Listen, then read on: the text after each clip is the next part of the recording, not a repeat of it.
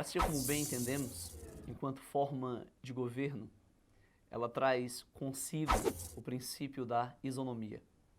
Todos, portanto, deveriam ser iguais perante a lei.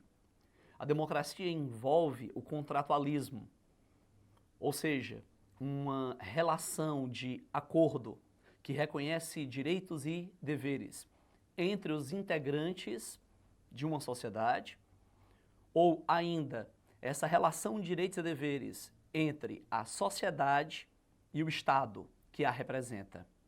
Quando imaginamos ainda a democracia, logo percebemos que ela procura ser o equilíbrio entre os diferentes, o equilíbrio entre os desiguais. E em meio a essa relação de equilíbrio, ela não desconsidera as tensões e os conflitos, mas ela procura naturalmente conviver com as diferenças religiosas, étnicas, ideológicas, comportamentais. Portanto, o gabarito para a referida questão, letra C.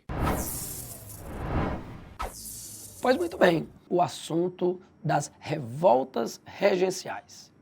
E por que as revoltas aconteceram durante o período regencial? Ora, porque o período regencial foi um período de crise econômica. E toda crise econômica acaba levando a uma crise política. A crise política foi tão grave durante o primeiro reinado que Dom Pedro foi embora. Se estabelece um governo regencial e as elites não conseguiram resolver o problema da economia. Muito pior, esses problemas se agravaram ainda mais. Ora, dessa forma vai eclodir em todo o Brasil uma série de revoltas. Você vai ter a farroupilha, você vai ter a balaiada, você vai ter a sabinada, você vai ter a revolta dos malês, você vai ter a cabanagem. Especificamente, essa questão, ela vai falar sobre a balaiada. A balaiada, um movimento que vem aí derivado do nome balaios, né?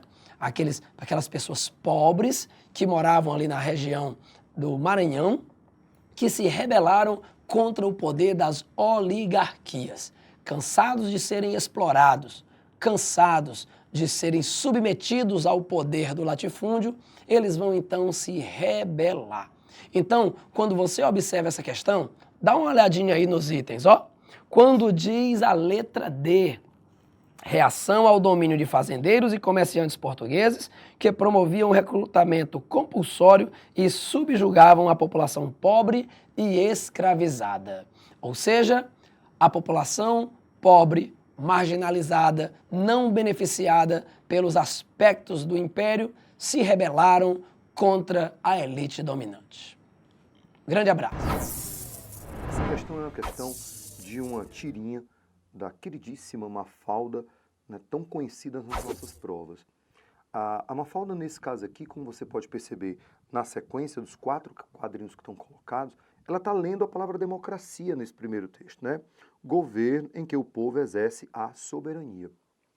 Nesse caso em particular, quando ela termina de ler, ela começa a gargalhar. Obviamente, a Mafalda, como é altamente politizada, ela já percebeu que a ideia da democracia está muito fora da realidade que está exposta dentro do contexto social no qual ela vive. Se democracia é um governo no qual o povo exerce a sua soberania, como isso pode ser verificado na maioria dos países do mundo? É mister lembrar que essa ideia da Mafalda como uma democracia sendo um poder exercido pelo povo está fora de uma qualificação dentro do Brasil ou dentro de países como mesmo os Estados Unidos, onde de repente determinados grupos financeiros, determinados grupos sociais ou determinados grupos políticos, eles passam a manipular todo o poder. Então, a partir do momento que determinados grupos, determinadas aristocracias, elas passam a estruturar-se dentro do poder e a fazer valer a sua vontade sem ser a vontade do povo, ou ludibriando ou utilizando a força para isso, a democracia está morta. E é exatamente esse ponto que a gente passa a perceber no item a ser marcado, que é o item A. As condições de poder e dominação exercidas por uma minoria em quase todo o mundo democrático em face da baixa participação cidadã. Nessa questão, a gente faz uma abordagem interessantíssima sobre o universo cultural. E nesse caso em específico, o final da questão faz uma abordagem sobre a cultura funk, quando ele aborda a seguinte condição: o estudo de fenômenos como o mundo funk carioca, mostra que novas diferenças podem ser criadas a qualquer momento, mesmo dentro de uma realidade controlada pelas multinacionais do disco e da televisão. O texto, ele, por natureza, é bastante interessante. E o comando da questão, que vem dizendo sobre a cultura funk expressa um fenômeno cultural de... Então, a própria musicalidade é uma musicalidade que ela não atende, no caso, ao que o Estado possa determinar. Ele fala de dor, sofrimento, paixão, opressão, de um determinado espaço no qual aquela população acaba se expressando. É uma cultura do povo que acabou chegando às elites de todos os locais. Então, indiscutivelmente, o item a ser marcado nessa questão é o item B, onde a gente fala sobre a resistência à homogeneização, o fim de uma tentativa de padronagem cultural. Pois bem, essa questão agora, você vê aí o texto, que ele está vinculado ao pensamento de Karl Marx.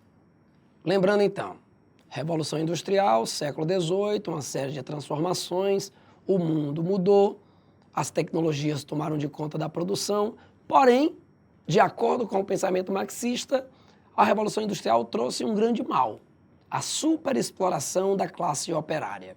E, de acordo com Karl Marx, ele vai dizer que, para se superar o sistema capitalista, só há uma forma, através da revolução proletária. Como isso seria possível? Esse trabalhador, ele iria ter consciência que é explorado. E a partir do momento que todos os trabalhadores tivessem consciência, eles iriam se unir e promover a revolução, criando um novo Estado. Esse novo Estado iria ser o dono dos meios de produção e iria promover uma divisão igualitária desses meios entre todos os habitantes. Dessa forma, o que você vai perceber, se defende a doutrina socialista. O socialismo seria, então, esse modo de produção que seria uma transição entre o capitalismo e o comunismo. No capitalismo, a propriedade é privada. No socialismo, a propriedade é do Estado. No comunismo, não existe a propriedade. Você tem a igualdade. Dessa forma, então, quando a gente analisa os itens, dá uma olhadinha aí na letra E. Comunismo, que foi formulado no século XIX por Karl Marx e Friedrich Engels, e legitimado como experiência política com a Revolução Russa de 1917. Lógico que você também tem que ter a noção que, teoricamente, a Revolução Russa foi de caráter socialista, né?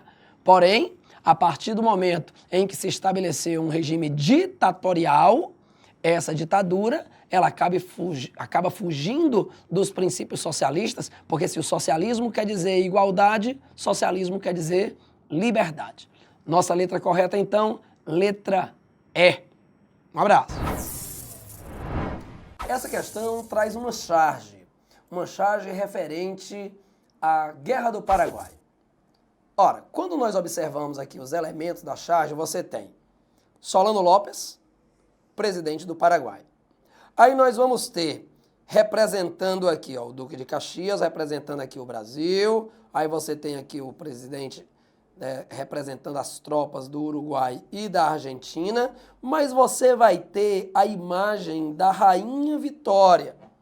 E aí o Solano Lopes está dizendo, isso é covardia, 3 contra 1. E a Rainha Vitória dizendo, 3? Na verdade, essa charge ela simboliza uma versão crítica do processo da Guerra do Paraguai. A Guerra do Paraguai é um dos temas interessantes na história do Brasil, onde traz algumas versões. Se você observar a versão tradicional, ela vai se fundamentar na política expansionista de Solano Lopes, que pretendia ocupar territórios aqui no Brasil e, assim, garantir saída para os produtos paraguaios para o Oceano Atlântico. Porém, a versão crítica traz a Guerra do Paraguai como resultado dos interesses imperialistas da Inglaterra na América do Sul. A independência do Brasil foi viabilizada com o apoio da Inglaterra. A independência da Argentina também. E a independência do Uruguai foi resultado da Guerra da Cisplatina, quando a Inglaterra acabou intervindo e promovendo a independência do Uruguai. Porém, o processo de independência do Paraguai não precisou do apoio britânico. Muito pelo contrário, O Paraguai conseguiu sua independência sozinho, facilitado pelo seu isolamento geográfico. De um lado o Brasil, do outro lado a Cordilheira dos Andes, então isso facilitou o processo de independência do Paraguai. Os primeiros governos do Paraguai, com Francisco Francia, Francisco López e Solano López, investiram na economia paraguaia e na educação do povo paraguai. Não é à toa que no Paraguai não existiam escravos, nem muito menos analfabetos. E isso acabou se transformando numa ameaça aos interesses britânicos. Não porque o Paraguai seria um concorrente da Inglaterra, mas porque a ideia de um país verdadeiramente independente na América acabava prejudicando os interesses britânicos. Assim, a Inglaterra vai financiar a formação da Tríplice Aliança, Brasil, Argentina e Uruguai, que acabaram por declarar guerra e destruir o Paraguai. O Paraguai, após destruído na Grande Guerra, acabou precisando ser reconstruído e será reconstruído com o apoio do capital inglês. Assim, na versão tradicional, a Guerra do Paraguai ela foi uma articulação na Inglaterra dentro dos interesses imperialistas na América do Sul. Dessa forma, vamos dar uma olhadinha nos itens. Quando você observa a letra C, diz lá, ao interesse britânico em apoiar a Tríplice Aliança na Guerra do Paraguai. Ou seja, a versão dessa charge é a versão crítica, onde a Guerra do Paraguai acabou sendo consequência dos interesses econômicos da Inglaterra, que pretendiam ampliar o seu mercado consumidor. Assim, a nossa letra correta é a letra C. Olá, meus amigos, tudo bem? Nós temos aqui uma questão interessantíssima do filósofo iluminista suíço Jean-Jacques Rousseau. E o texto trata do seguinte aspecto. É preciso que tire do homem suas próprias forças para lhe dar outras estranhas e das quais não possa usar sem o auxílio de outrem. Quanto mais mortas e anuladas estão as forças naturais, tanto mais sólida e perfeita é a instituição. De sorte que, quando cada cidadão nada é por si e nada pode senão com todos os outros, e quando a força adquirida pelo todo é igual ou superior à soma das forças naturais de todos os indivíduos, pode dizer-se que a legislação se acha no mais alto grau de aperfeiçoamento que se pode pretender.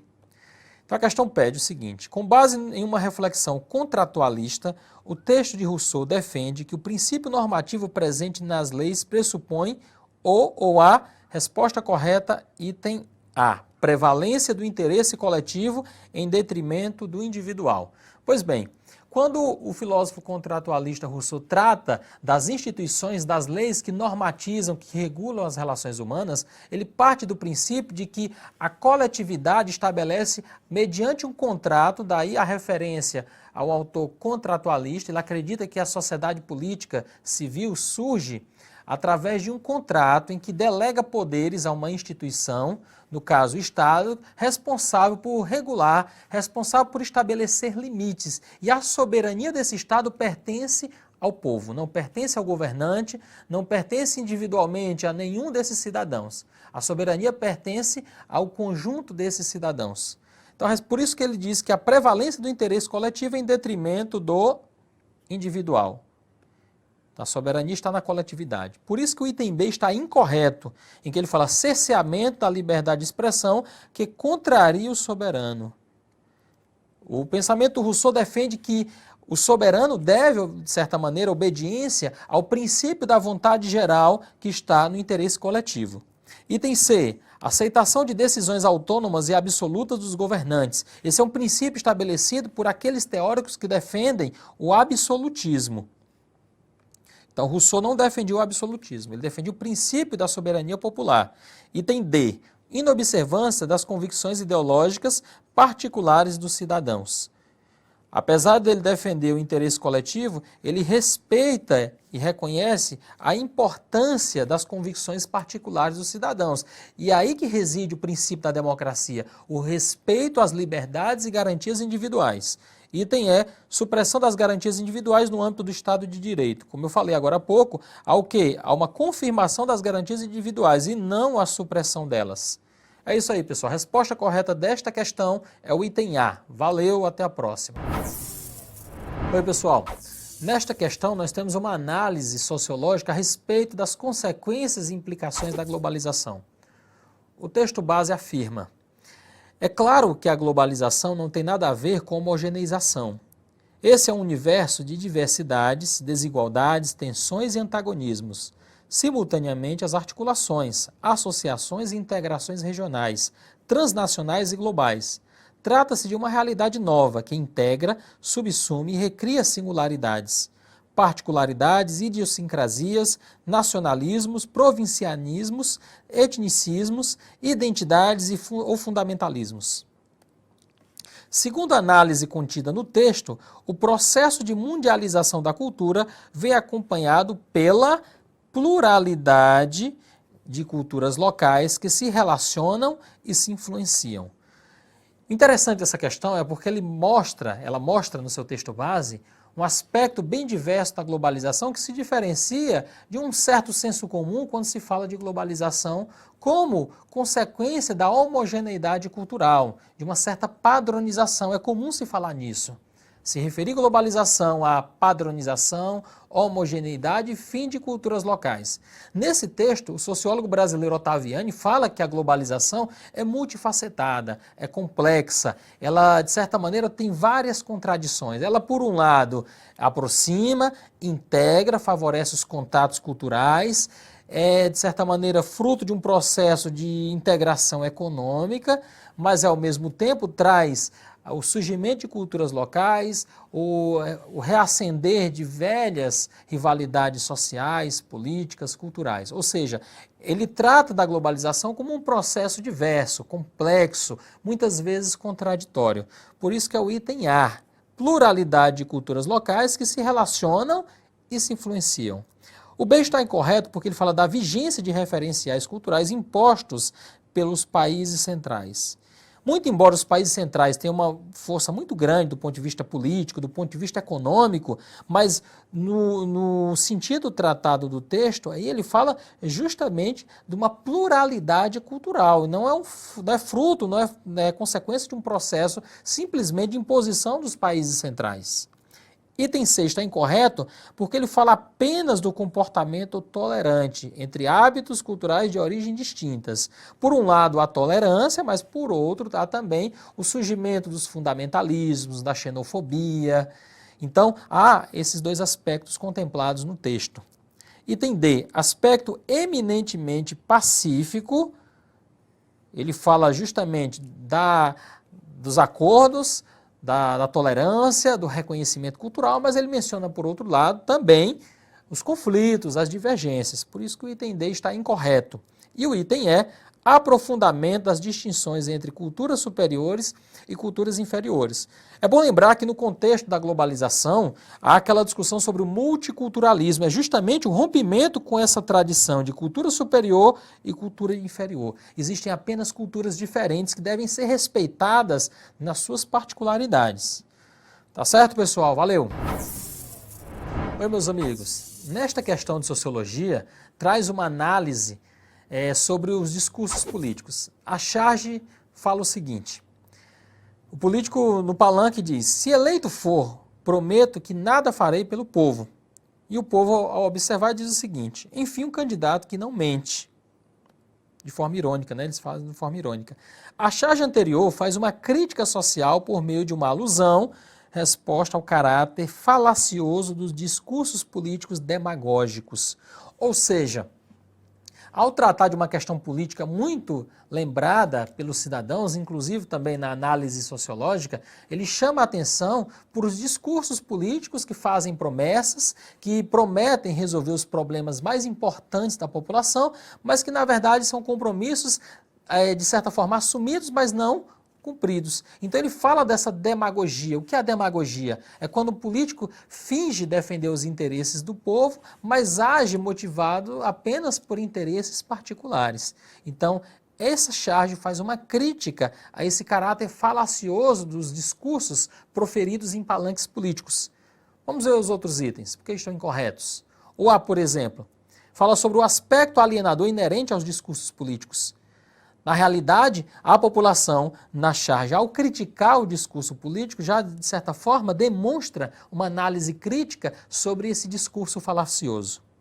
Item B. A falta de empenho popular na conquista de direitos. Ele não se refere especificamente à chamada passividade dos brasileiros. Tanto é que, no diálogo da tirinha, os brasileiros, os cidadãos, estão fazendo uma crítica ao discurso político. De certa forma, é uma atividade, é, de certa forma, uma função política do cidadão. Item C. A dificuldade do povo em perceber quando é enganado. Ao contrário, a charge mostra o povo percebendo que quando o político fala a verdade e quando ele não fala a verdade. Item D. Ao conflito de interesses entre os distintos grupos partidários. Ele não menciona aí a pluralidade partidária, aos discursos que se contrapõem politicamente. Ele se refere a um discurso político que é observado e analisado pela população. Portanto, a resposta desta questão é o item E, ao caráter falacioso dos discursos políticos demagógicos. É isso, gente. Valeu. E aí, meu amigo, tudo bem? Vamos trabalhar essa nossa resolução do simulado SAIS, Ciências Humanas. Essa questão que fala sobre a globalização, ela tem essa charge e na charge ele diz, no momento, não estamos operando com saques devido à queda no sistema do banheiro do presidente dos Estados Unidos. Uma charge bem irônica. E aí ele diz, considerando-se a globalização econômica, analisa a charge, né, que se seguiu. Essa análise de charge indica o que para mim? Então vamos pensar o seguinte, eu estou falando de um fenômeno chamado globalização. Quando eu falo de globalização, pessoal, a globalização ela vai ser desenvolvida a partir do século XV. Quando eu falo dessa globalização pós-século XV, eu tenho o processo de mercantilização. Essa globalização mercantilista, ela é uma globalização pautada num pacto colonial, pautada num colonialismo, mas não havia ainda uma grande integração econômica. A partir do momento em que a gente chega, pós 1970, com o advento da chamada Revolução Técnico-Científica e Informacional, onde o mundo aparentemente vai ficando cada vez menor, onde a gente tem a redução tempo e espaço, onde a gente aproxima os espaços geográficos, países, pessoas, a gente começa a ter aqui o desenvolvimento dos transportes e comunicações, transportes mais comunicações, redução tempo e espaço. Reduz tempo e espaço, aproxima pessoas. Se eu aproximo pessoas, eu vou ter mais circulação de pessoas, serviços, mercadorias, produtos e capitais. Então a charge, ela indica para mim, evidentemente, esse meu ponto A, onde a gente vai verificar uma maior integração de um sistema financeiro, a partir das chamadas redes de informações. Redes de informações a partir da fibra de cabo óptico, a partir da interligação do sistema informacional, a partir do desenvolvimento fundamentalmente pós-90, né, da internet. Tranquilo? Então a letra B de bola, ele fala sobre a elevação do número de empregos ligados ao setor das transnacionais. Lembremos que a partir da Revolução Técnico-Científica e Informacional, a robotização reduz a empregabilidade, gerando desempregos estruturais. Então o item B de bola falso. No item C ele diz que há uma redução da concentração econômica. Não. Com a globalização os ricos se tornam mais ricos e os pobres mais pobres. Tranquilo? Na letra D, há uma redução da atuação de empresas. Não. Maior circulação de pessoas, serviços, capitais, produtos. Então há uma globalização, uma maior abertura do processo. E aí ele diz, uma menor distâncias econômicas entre países desenvolvidos e em desenvolvimento. Aí é falso porque essa menor distância econômica, ele está falando em redução das desigualdades, né? Uma maior aproximação de PIBs. E isso também se torna falso, tendo-se em vista que, como a gente já falou, os ricos tornar-se-ão mais ricos e os pobres mais pobres. Ok? Então, gabarito dessa questão, letra A, indiscutivelmente. Oi, pessoal, tudo bom? Através dessa questão de filosofia, vamos discutir um pouco do pensamento da filósofa alemã Hannah Arendt, importantíssima para a filosofia do século XX, e discussão sobre os direitos humanos. O texto fala o seguinte: Hannah Arendt aponta que os direitos humanos, conforme declarados no século XVIII, trazem um problema já em sua fundamentação. Segundo Arendt, a Declaração dos Direitos do Homem significou o prenúncio da emancipação do homem, porque foi a partir daquele momento que ele se tornou a fonte de toda a lei. Em outras palavras, o homem não estava mais sujeito a regras provindas de uma entidade divina, ou assegurado meramente pelos costumes da história, mas que havia se libertado de qualquer tutela e que era dotado de direitos simplesmente porque era homem. Dessa forma, esses direitos eram tidos ou mesmo definidos como inalienáveis, pois pertenciam a um ser humano onde quer que este estivesse. Então a questão no seu comando diz o seguinte: a primeira definição sistematizada dos direitos humanos teve sua origem diretamente ligada, item D de dado, corrente de pensamento iluminista. Vejam bem, quando ela fala, a questão fala sobre a origem dos direitos humanos, embora eles tenham sido muito fortemente reafirmados após a Segunda Guerra Mundial, a partir da Declaração dos Direitos Humanos, em 1948, mas ele procura situar historicamente quando foi que surgiu, ou quando surgiram essas concepções a respeito da dignidade humana, que é exatamente com a filosofia iluminista. Aquela que, de certa forma, se contrapunha à tradição religiosa, à tradição clerical, que colocava um peso muito grande na razão e que, de certa forma, fundamentava as desigualdades sociais no mundo medieval, no mundo do absolutismo ou até do início da Idade Moderna. Então, a origem desses direitos humanos está na filosofia iluminista que colocava a razão como o eixo através do qual o ser humano vai buscar sua libertação. Então, a resposta correta é o item D. Mas vamos ver por que os outros estão incorretos. O A, por exemplo, ao movimento renascentista e antropocêntrico. Embora ele marque o início da modernidade, mas havia naquela época uma disputa muito grande entre fé e razão, entre ciência e religião. Então é um momento, de certa forma, de transição entre o mundo medieval e o mundo moderno. B. A crítica humanitária avessa ao imperialismo. Embora essa crítica humanitária seja feita pela Hannah Arendt na sua obra, inclusive no livro Origens do Totalitarismo, mas a questão pede a origem, digamos assim, epistemológica, do ponto de vista do conhecimento desses direitos humanos. Quando ele surgiu, que é exatamente o contexto do iluminismo. C. Letalidade da Primeira Grande Guerra. Quando a Hannah Arendt vai discutir questões relacionadas aos direitos humanos, ela fala da Segunda Grande Guerra e não da Primeira. E o item E, ao fundamento do darwinismo social. Ora, o darwinismo social vai, de certa forma, promover ou vai, de certa forma, justificar a desigualdade social e não a defesa da igualdade humana, a defesa dos direitos humanos, da dignidade humana. Então, portanto, a resposta, a origem desse movimento dos direitos humanos está exatamente ligado à filosofia iluminista, item D de dado. É isso, gente. Valeu. Opa, bora resolver mais uma? Meu querido, essa questão é uma questão que nos remete a Caetano Veloso, né? A letra Sampa, que nos tanto remete, nos tanto lembra essa maior cidade latino-americana fundada em 1554, né? Bora discutir a letra Sampa. Alguma coisa acontece em meu coração. Eu vou só grifar aqui para você esse meu coração, certo?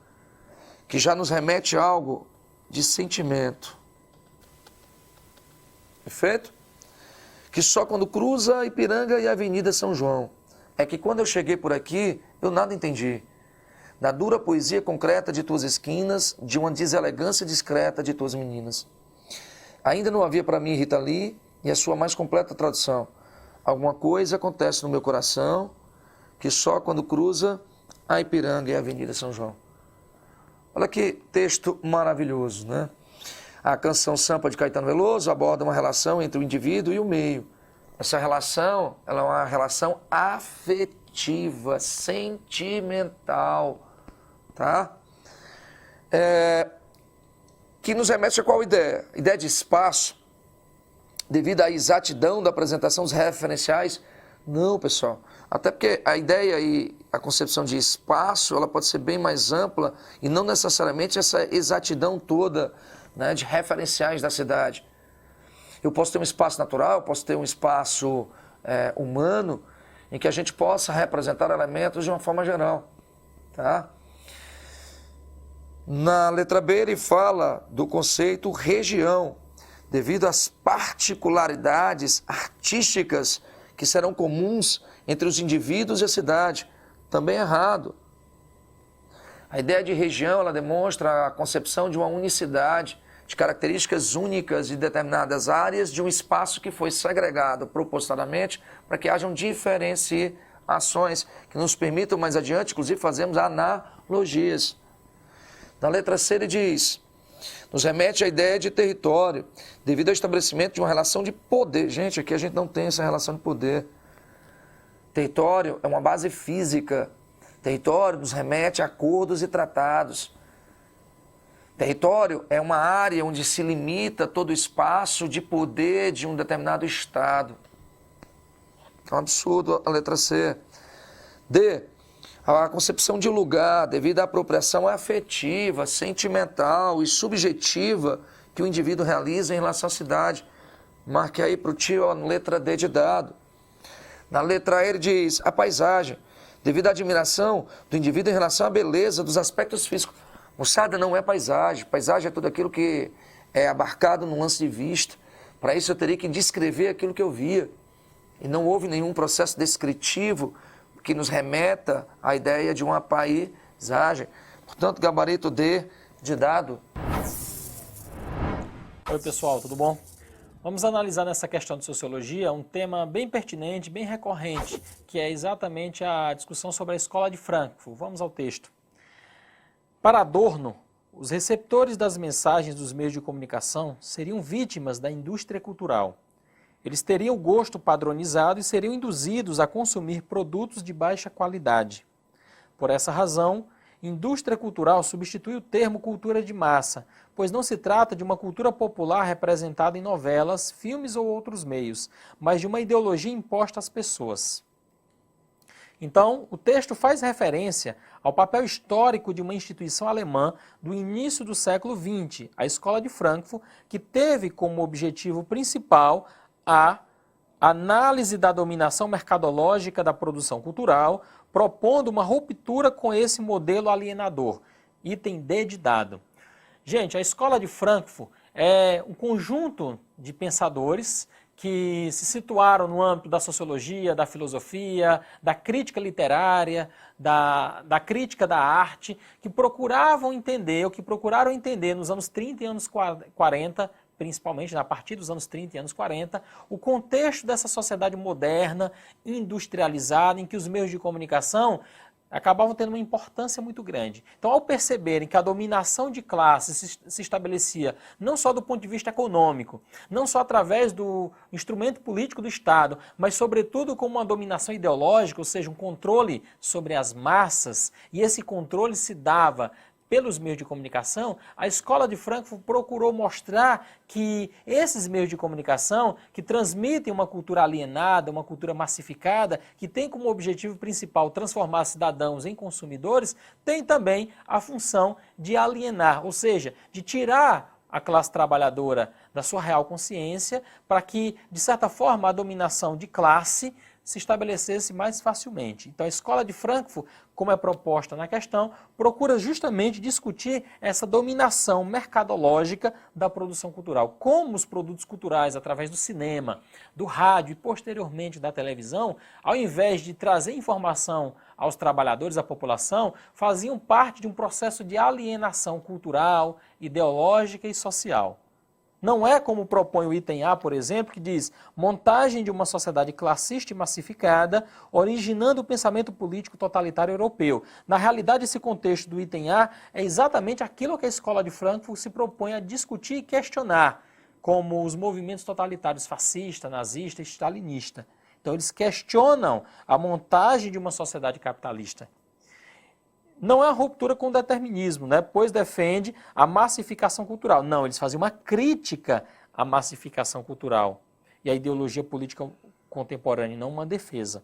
O item C diz, compreensão da cultura de massas e seu enquadramento social sem tomar postura crítica. Ao contrário, ele toma uma postura crítica. E o item E está incorreto porque diz defesa do consumismo e da massificação da cultura como fundamentais para a popularização do conhecimento. Ele não faz uma defesa, ele faz uma crítica. sobre essa massificação. Portanto, resposta correta, item D de dado, análise da dominação mercadológica da produção cultural, propondo uma ruptura com esse modelo alienador. É isso, pessoal. Valeu. Moçada, a nossa próxima questão agora, ela trabalha sobre a questão de expectativa de vida e, consequentemente, longevidade, tá? Então, ela vai trabalhar essa relação entre qualidade de vida e aumento dessa longevidade de vida, expectativa maior de vida em alguns países. No primeiro texto, ele diz que um estado na Universidade Britânica analisa a expectativa de vida em 35 países desenvolvidos, certo? Se eles são desenvolvidos, eu vou ter um elevado índice de desenvolvimento humano, baixo índice de pobreza humana. Perfeito? E prevê que as pessoas viverão mais em todos eles e que a distância entre as médias de mulheres e homens começará a diminuir em vários desses locais, porque normalmente as mulheres vivem mais do que os homens. Então, a tendência é que o homem se aproxime cada vez mais das mulheres em virtude dessas melhorias médicos, sanitárias, hospitalares, as drogas, né, farmacêuticas, enfim. Então, a longevidade no mundo, contudo, deve ser mais impactada por melhoras em condições de vida dos acima de 65 anos do que pela própria redução da taxa de mortalidade infantil. No segundo texto, ele diz, expectativa média de vida de nascidos em 2030. O gráfico de mulheres, repara que na Coreia do Sul, mulheres e homens, essa é a distância que nós temos. É essa distância que, segundo o texto, vai tender a ser reduzida. Nós iremos aumentar a expectativa de vida dos homens, por exemplo, num ritmo maior do que o aumento da expectativa de vida nas mulheres. Repara que em outros países essa expectativa já é bem menor. A Austrália, por exemplo, a própria Suíça, Canadá, enfim. Beleza? Vamos direto ao texto. Os principais fatores que possam explicar essas mudanças na longevidade de alguns países são resultados diretos de incentivos ao uso de métodos contraceptivos? Não. Métodos contraceptivos reduzem a taxa de natalidade. Redução da taxa de natalidade aumenta o envelhecimento, mas não a longevidade. Isso quer dizer que o gráfico etário da população ela vai estar invertida, ou seja, a pirâmide é invertida. Os países normalmente subdesenvolvidos com alta taxa de natalidade, nós temos uma base muito larga. E os países que perpassam por esse processo de redução da taxa de natalidade, a base ela vai estreitar, o corpo e o ápice ele se alarga. Então, nesse caso, é o que a gente chama de pirâmide invertida. Então, o método contraceptivo não eleva a longevidade, mas ocorre o envelhecimento geral da população. Então, letra A seria falsa. B, programa de controle e contenção populacional, idem, também equivocado o gabarito. C, índice de desenvolvimento humano menor, ou seja, se eu aumento a expectativa de vida, nós teremos menor desenvolvimento humano? Não. Né? Segundo os próprios teóricos, a tendência é que a gente possa melhorar essa qualidade. Né? Agora, é evidentemente que isso nós teremos como impacto, principalmente, reformas previdenciárias, certo? Porque com o aumento da longevidade e o maior envelhecimento, que perpassam todos esses países que a gente citou anteriormente, nós teremos mais aposentados. Portanto, reformas previdenciárias. Então, o item C, absurdo. Dele diz, política de nutrição, melhorar, portanto, a alimentação da população, balanceamento, uma reeducação alimentar, perfeito. E de sistemas de assistência à saúde, perfeito, certo? De assistencialismo à saúde, perfeito. Ou seja, eu estou retardando a mortalidade. Se eu tiver melhorias médico-hospitalares, certo? Se eu tiver uma melhoria farmacêutica, se eu tiver uma melhoria no sistema sanitário, certo? Tratamento de rede de água, de esgoto, etc, etc. Se eu tiver um programa de reeducação alimentar, redução da obesidade, enfim, evidentemente, a ingestão de alimentos menos enriquecidos de açúcares, o que combate exatamente a diabetes em geral, enfim, nós iremos melhorar potencialmente isso. Então, nosso gabarito é D de dado, certo? A redução de taxa de fecundidade e de natalidade não vai potencializar o processo de longevidade, beleza? Olá, pessoal. Vamos discutir nesta questão de filosofia a crítica entre a relação entre homem e tecnologia. Vamos ao texto. Vivemos num mundo onde as maravilhas da tecnologia misturam-se cada vez mais com os horrores da miséria absoluta.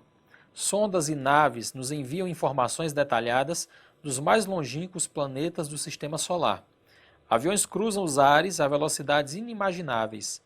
A medicina faz progressos que a cada dia aumentam as expectativas do tempo de vida das pessoas. Ao mesmo tempo, somos assolados pelos vírus da AIDS, que mata milhões de pessoas e para o qual não conseguimos encontrar uma vacina, doenças há muito erradicadas como a dengue, a febre amarela, a cólera, que vicejam apenas em condições de miséria, matam milhares de pessoas nas regiões mais pobres do planeta sem que se consiga fazer nada. Isso para não falar da fome e das fotos chocantes que os jornais e revistas estampam com frequência. O texto expõe uma análise acerca dos desafios e dilemas atuais ao expor que a sociedade contemporânea apresenta uma crise marcada por contradições e inversão de valores, item A. Essa questão vai discutir justamente sobre essa contradição marcada pela que ele chamou de maravilhas da tecnologia, já que o desenvolvimento técnico e científico traz progressos, traz avanços nunca antes imaginados, então isso é um ponto positivo, mas ao mesmo tempo em que nós convivemos com maravilhas do ramo tecnológico, nós convivemos também com questões muito difíceis, como a fome, a miséria, a doença, que teimam em persistir numa sociedade marcada pela desigualdade e pelas contradições. Vamos ver os outros itens. O item B diz diminuição da utilidade da produção de conhecimento. Não é a questão da utilidade que ele vai discutir aí.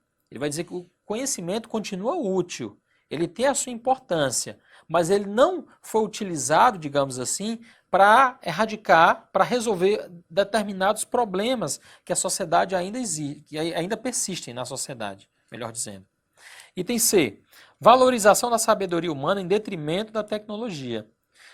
O texto faz uma discussão exatamente contrária. Ele fala aí da valorização da tecnologia em detrimento da chamada sabedoria. O que seria essa sabedoria? Seria exatamente a busca de superação desses problemas. O item D. Processo de maturação e gestação de uma sociedade tecnológica.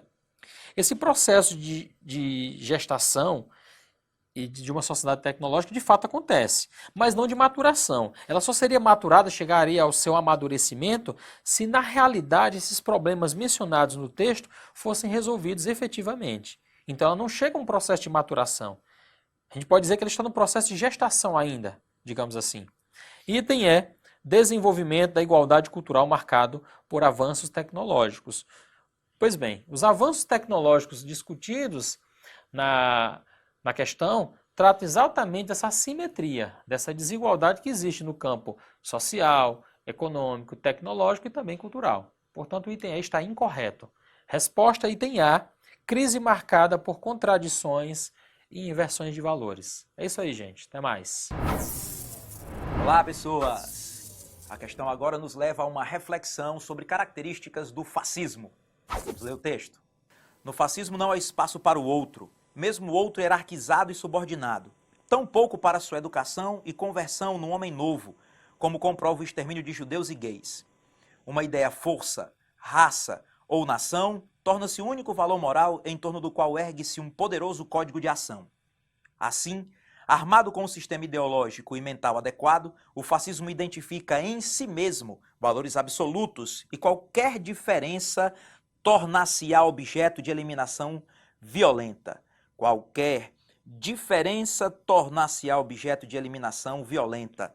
É uma das grandes características dos sistemas fascistas. Vamos à leitura, então, do enunciado, do comando da questão. A relação do fascismo com o diferente é marcado pela violência, em consequência do. Os sistemas fascistas, eles têm uma ideologia oficial. E essa ideologia oficial, ela trata muito presentemente do racismo. Ou seja, do que é diferente é tratado como violência. Há um ideal, essa ideologia, há um ideal de ser fascista, fisicamente e intelectualmente, esse homem são, forte, determinado, né? É um homem perfeito, essa figura humana perfeita, também as mulheres.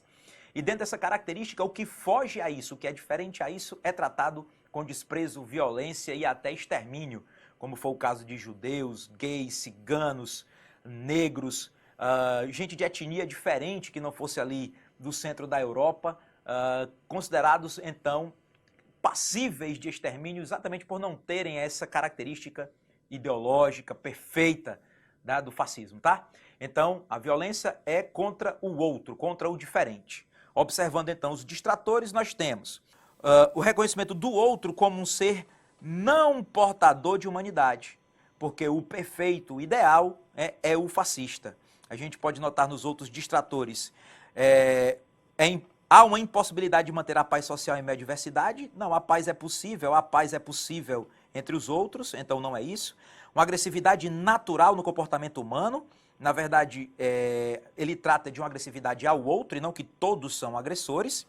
Uma instabilidade de uma sociedade diversificada, a possibilidade lá é da violência com o outro no texto, um alinhamento com o ideal de alteridade. A alteridade seria o convívio com o diverso. Então, podemos observar que todos além de não tratarem muito do texto, o único que melhor se aproxima da ideia de violência é que eu não reconheço o outro como um igual, eu não reconheço o outro como humano, característica do fascismo que nos leva ao gabarito, o item A. Olá, pessoas! Essa questão vai nos fazer refletir um pouco sobre a liberdade na modernidade. Vamos à leitura. Na verdade, nenhum molde foi quebrado sem que fosse substituído por outro. As pessoas foram libertadas de suas velhas gaiolas apenas para ser admoestadas e censuradas caso não conseguissem se realocar, através de seus próprios esforços dedicados, contínuos e verdadeiramente infidáveis, nos nichos pré-fabricados da nova ordem. Observando sempre a fonte, Bauman falando da modernidade líquida. De acordo com Bauman, a modernidade fez com que o ser humano... A gente pode observar nessa questão uma ideia de que o homem ele é livre e que na liberdade de escolha dele, na verdade, é uma liberdade de um determinado momento de escolha. Ou seja, ele se liberta de uma determinada estrutura, mas ele nunca realmente vai estar livre completamente. Ele vai ter uma outra realidade da qual deve se adaptar, deve se moldar. E se ele pular de uma liberdade para outra, e dentro dessa outra liberdade ele não encontrar igualdade, ou seja, os seus pares, né, se ele não fizer o mesmo que todo mundo está fazendo, vamos dizer assim, ele será criticado por isso. Então é uma crítica em relação a essa liberdade que não é plena. Observando os nossos itens, de acordo com Bauman, a modernidade fez com que o ser humano criasse uma idealização de liberdade e que essa liberdade se choca, então, com a realidade. Dessa forma, o nosso item correto é a letra D. Olá, pessoas! Sejam bem-vindos ao chamado período entre guerras, momento de ascensão do nazismo e, com isso, toda a questão ideológica implementada por Hitler e seus companheiros em relação à ideologia oficial. Toda essa ideia de divulgação do que era o correto, do que era a ideologia nazista, ela perpetuou-se por toda a Segunda Guerra também. Assim, vamos observar a imagem e o texto. Crianças alemãs leem um livro de propaganda antissemita intitulado Der Giftpilz, ou Cogumelo Venenoso. A menina à esquerda segura um volume complementar. A tradução do título deste é: confie tanto no juramento de um judeu quanto em uma raposa no mato. Alemanha, por volta de 1938.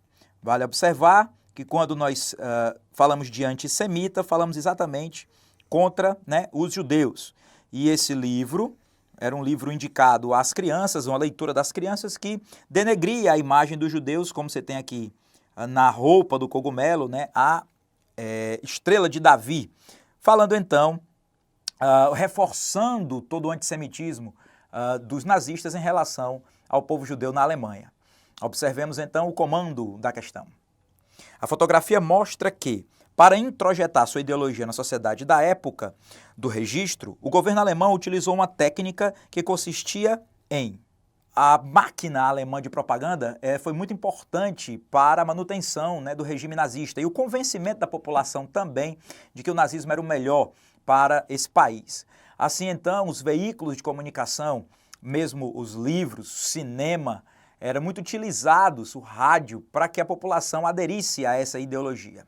Quando voltamos à nossa questão, então, fortalecer a adesão do povo aos ideais nazistas através, né, dessa comunicação, através dessa aproximação dos ideais à população em livros, cinemas e variáveis. Portanto, temos como nosso gabarito o item A.